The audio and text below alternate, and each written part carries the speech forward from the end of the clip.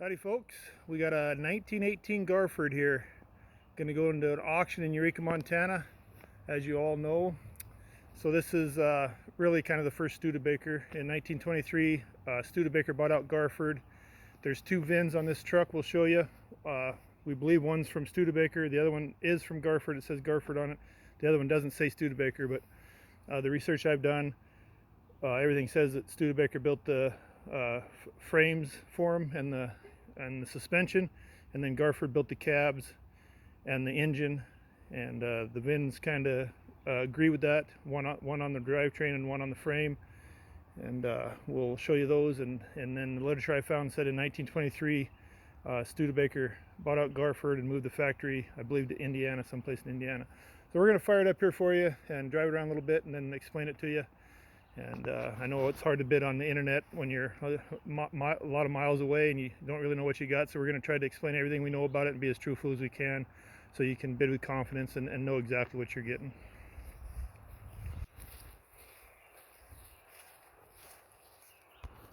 It's not that hard to start. Just kind of choke and a hand crank on it. Come in a little closer. There's a carburetor here with a little set screw. When you want to turn it off, this is pretty much the only way to turn it off. You just screw the screw all the way back out and then hold the throttle down and it dies. When you want to start it, you twist the screw back in a couple of twists so it holds the throttle out. And if it's cold, you choke it. If it's not cold, you don't choke it, of course. Everybody knows that. Got a little hand crank down here. Get it to catch there. It's got it spring loaded, so when it starts, it'll pop right back out. So you got to stay back a little bit from it.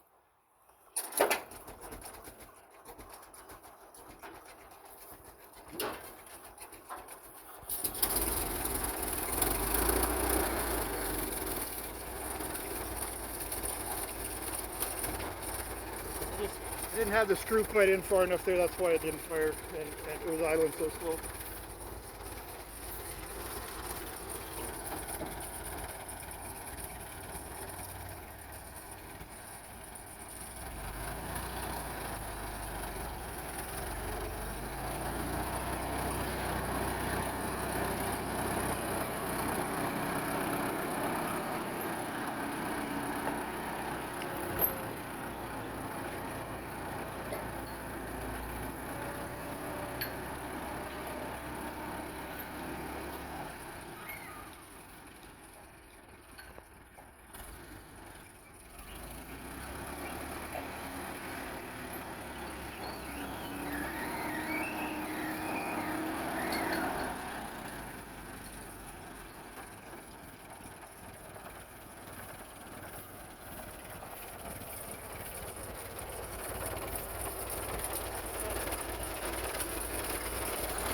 We're just going to shut it off here so we can talk on the phone.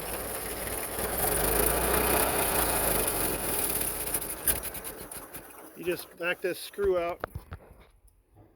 Back that screw out right there. And then hold the throttle down and that turns it off. And then hold the throttle up a little bit and crank that screw in when you want to start it, and that sets your idle. So this truck's going back in the same auction it came from last year, Heritage Museum. I bought it and I got it home, got it running, and then put all this stuff on there. I have an antique shop and I just wanted someplace to display this. Thought I had a buyer for it and he backed out, but that's no big deal. I still love the truck, and everything goes with it that you see here. I made a bunch of signs for it and kind of try to keep it kind of not period correct, but kind of decade correct. Like as it grew through the years, I kind of put something on there from every decade and just kind of made it look like an old peddler's truck from back in the, when they used to do the carpet bagging from town to town and stuff like that. My wife named it. She named it Flynn's Fuel, Feed, Fencing, Forging, and Fairing. We'll explain all that. I put the boom on there. It functions, but the stuff's old. I try to make it look real old. You can't go out and crank up a big log or a full barrel with that. It's kind of for looks, for parades and stuff like that. You can see the truck does run and drive. We just put some, kind of cool stuff on there to make it look right. It's not, of course, it's not real dynamite. I don't want anybody to think I just made fake dynamite sticks and put us, back in the early 1900s, you could sell dynamite. You know, there's no laws or restrictions on it.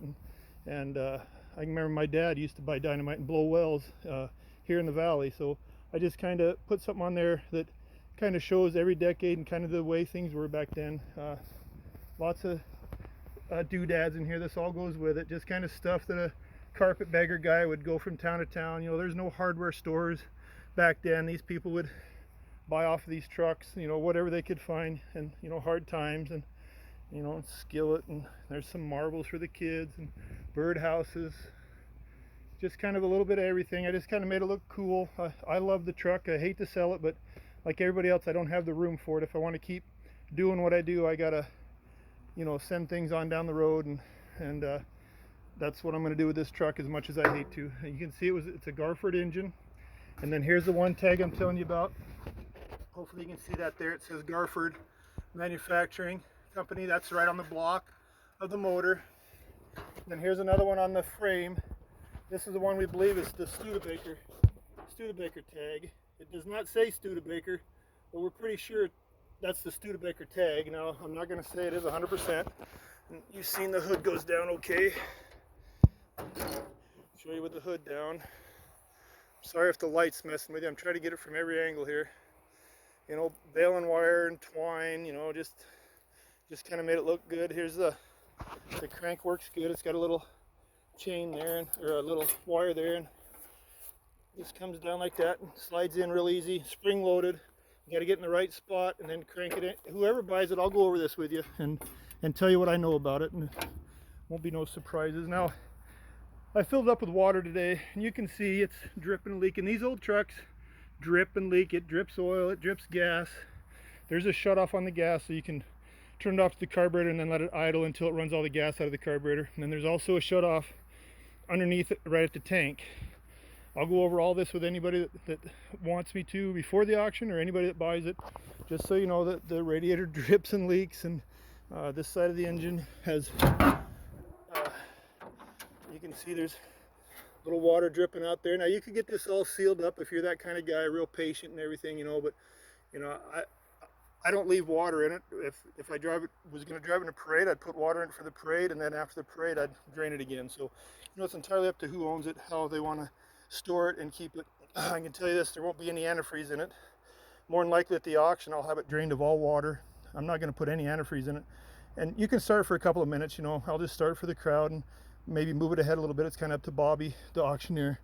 Probably move it ahead, you know, and then back it back up a little bit for the crowd. But you can run for a couple minutes with no water in it, and more than likely it's going to be in September, so I probably won't fill it with water. It says GarFord on this side too. It's a 4-cylinder gas motor, and this is a magneto, and believe me, it works good. It'll light you right up if you touch that thing while it's running. I've done it accidentally. And the old leather fan belt here, I actually replaced it. I have the original that came with it, but it was broke, so I kept it and made a new one out of some leather off of a saddle I had. Just some, you know, some boots and stuff like people might want if you're, you know, went to the hardware store back then or whatever. A lot of old tools on here, just kind of tools through the years that kind of go with this truck, or this time period, or the time period this truck would have worked in. Buttery Foods, probably nobody remembers Buttery Foods. When I was a kid, right here in Kalispell, there's a Buttery's Foods. We shopped there a lot. Got some calf medicine and old syringes and, you know, hand drills, and old plane there. Just this stuff, you know, brings pretty good money in an auction. And there's an old single tree, you know. And these of course, these barrels are a little bit newer age, and they're not originals. These signs are repops. I put them on there. I'm not trying to fool anybody. I just try to make it look correct for, like, if you had it in a parade, or if you want to put it in a museum. I've had some pretty serious people offer me stuff for this truck, and I kind of wasn't done with it and kind of didn't want to sell it. Kind of wish I would have, you know, just like everybody. I kind of want to keep it, kind of can't because of room. And so it's going to be auctioned off. Let's try to show you everything that's on in here. Everything here is going to go with it. All won money at the auction. There's just some cool old stuff in here. Things, you know, you acquire over the years. My wife has an antique shop, so we get a lot of this kind of stuff. And you know, you can set it on a shelf, but on a truck like this, it just looks so much better and so much like it should, like it's in its element, and that's what I like to do. So kind of get things where they belong, put them where they should be, and I just kind of see this truck, you know, back in the early 1900s, kind of working from town to town like this, and that's just where the thought came from, and I put it together, and I could care less if anybody likes it or thinks it's phony. I mean, I like it, and that's all that matters. It was a great winter project, and hopefully somebody else will buy it that loves it, and if somebody wants to take all this stuff off here, it's entirely up to them. You know, it's their truck when they buy it, and that's, you know, their choice.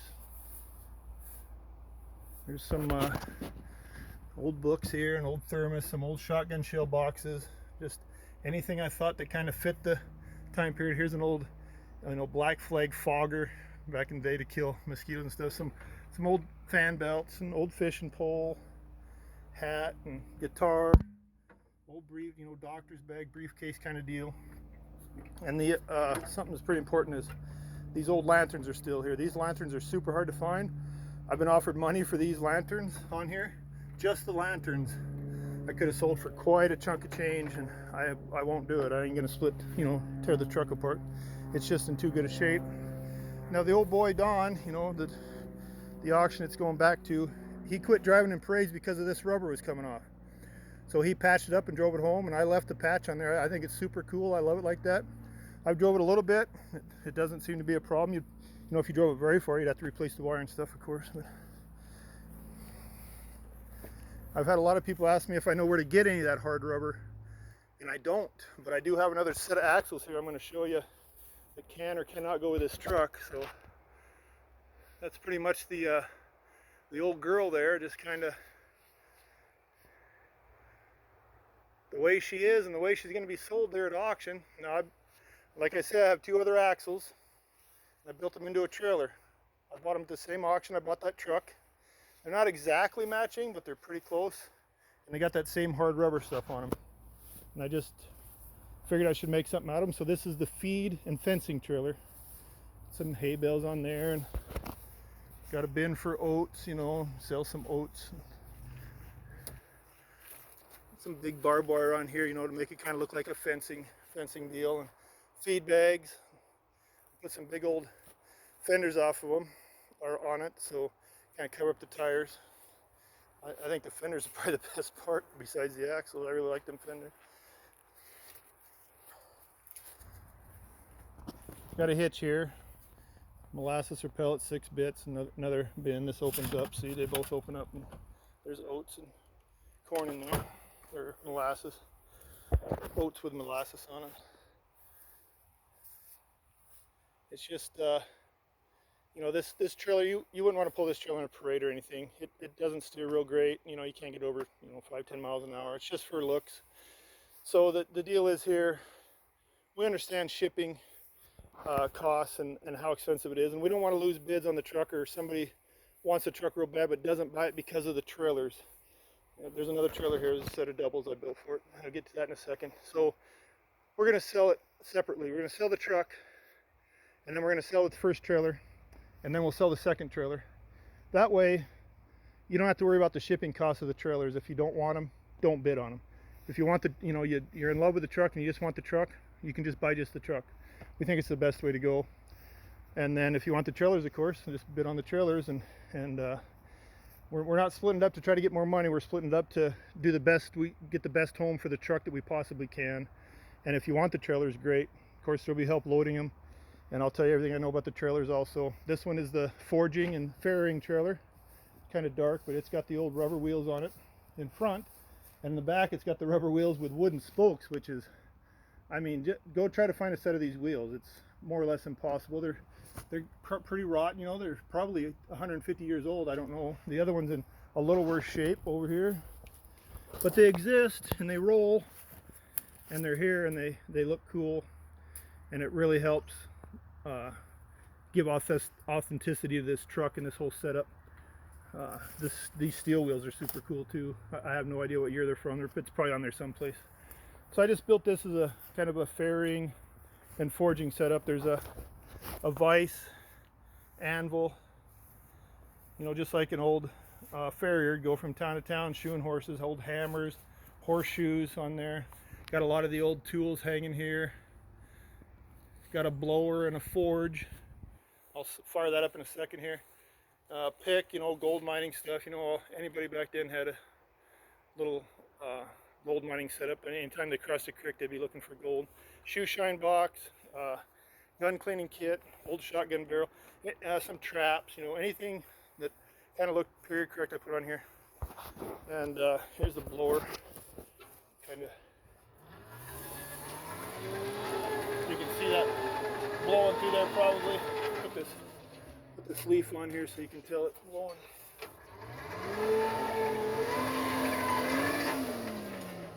There's so much coal in there you can't see the. Anyhow, it blows. I'll tell you right now, the bottom part of that blower is a little rough. It's kind of held together with a clamp and some wire there, but it does blow air. And once again, it's mostly for looking at. If you plan on using this stuff, you know, you got a lot of work ahead of you to get it all straightened up and working right. So that's about the story on the trailers and the truck. So the paperwork would be next. So I have the title I got from Don last year. The DMV let me keep it. At 1978, I believe he got this title. 79, date issued 1979. So they let me keep that, and then I went down and got to put it in my name, and I got a clear Montana title on it. Here's the registration and the license plates that I got for it. Now, these plates were on it when I bought it at the auction, and these plates are available if it stays in Montana. I'm hoping Bobby will just sell them through the auction, but if he doesn't, you can come to me after the auction, and if you bought the truck and you're in Montana, I'll make you some kind of a deal on these. They can be registered back to this truck. They're not right now. This set of plates is registered to the truck. These could have been, it was an extra 150 bucks and about 2 more months and more paperwork. And like I said, I had a buyer for this truck and I couldn't wait the 2 months to get these registered back to it. And he wasn't in Montana anyway, so I didn't do it. But these can be registered back to the truck if you go to the DMV and jump through all the hoops and hurdles. It's not easy, it's paperwork and money, but it can be sent back there. So that's kind of the deal. Hopefully Bobby will just auction that set of plates off. I haven't asked him yet. That'd be the best. Then if the guy that bought the truck's not in Montana, other people have a chance to get them. They could be registered to pretty much any truck, any old antique truck. So that's about it. Hope you enjoy the truck if you get it, and I hope you have good luck bidding. And I hope whoever gets this truck loves it as much as I do. It's very unusual. You'll never find another one like it that's in running condition. It's 105 years old, and quite a museum piece, quite a conversation piece. And driving it through a parade, you know, people just go nuts over things like this. So best of luck to all of you. Have a great day.